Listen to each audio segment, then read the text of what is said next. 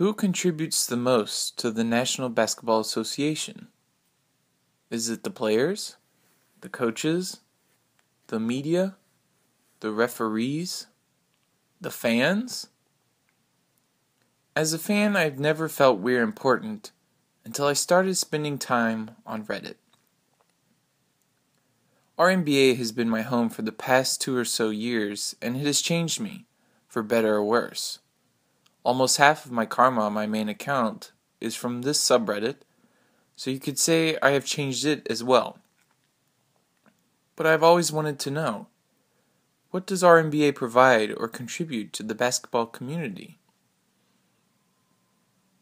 My participation started long before, but my journey has only been a month or so long. And with playoffs in full gear currently, this is the best time to see the best and the worst the community has to offer.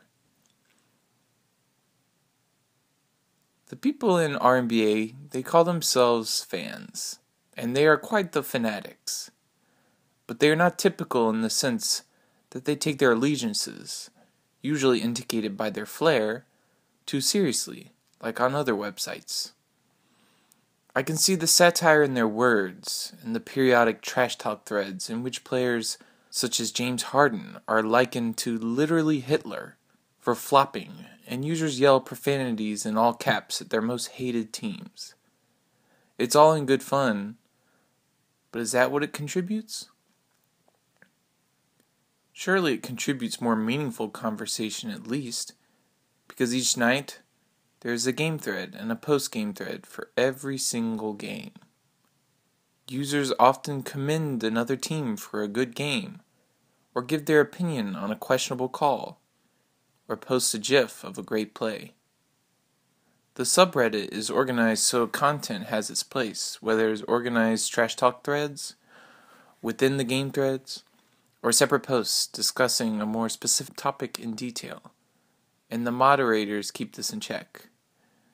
I knew it worked when I barely noticed the moderators during my stay. I have noticed a movement in the NBA both in team management and in fans, especially our NBA, towards data analytics. The subreddit occasionally surveys itself for demographics, and I learned that I am among similar company. We are predominantly white, 20-something, male Americans, which really doesn't differ from Reddit, but the parity is staggering. Why are white men attracted to a mostly black sport? No matter what, race does not seem to play at all into the discussion, and the subreddit is very self-aware of its demographics. I wanted to look closer at the analytics since they interest me as a math decision science major.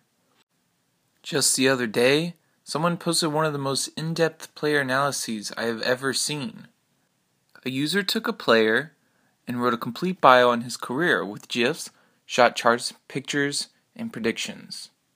Sometimes the analysis can be much more broad and general, such as a look at the player efficiency rating of point guards against their salary. This original analytical content is the exact stuff NBA general managers, scouts, and trainers are looking at to make their team the best. Sometimes Reddit even puts a few jokes in there to satirize this movement. Overall, I felt like I was getting a premium product in this community compared to websites such as ESPN, which this subreddit hates for its sensationalist and headline-driven articles.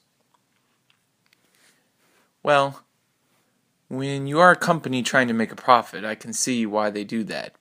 But our NBA doesn't just complain.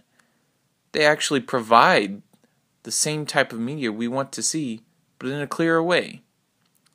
We are in a media-driven society, where a picture says 1,000 words and a tweet says 140 characters. And I felt engrossed in this movement as well. Everywhere I go, I see links to pictures, GIFs, or videos showing highlight plays, funny faces, adorable girls in the stands, and so on. Quotes also drive discussion, and tweets are posted very often. From Kobe Bryant defending his fellow teammates, to Steve Kerr making funny comments around the NBA. Which leads me to a term I learned called circle jerk, which means to pander the masses or stroke their egos. A more formal term might be echo chamber, and those who don't feed the circle jerk are downvoted into oblivion. Does anyone ever Norris Cole as the GOAT? Harden doesn't play D. It can be funny as satire, but I found it was a serious problem. If you disagree with the popular opinion, be ready to be downvoted and effectively censored. If we can't have an even discourse, does that affect the content that we do see? If we saw our NBA call a game for once, would it still be fair? I looked through the top posts of the month to summarize my stay and what I saw, and the content is endless, thorough, and it adds very positively to the community. I concluded that the discussion about this content is the really interesting part, with its own pluses and minuses. Despite the dangerous mob mentalities, I felt closer to my fellow Cavaliers fans as well as all the others, because at the end of the day, we all just love talking about basketball, and that's what really drives our NBA. The passion for buckets. Curry's got it. And Curry will let it go for three. Comes up short. Offensive rebound. Curry again. And Curry hits a three.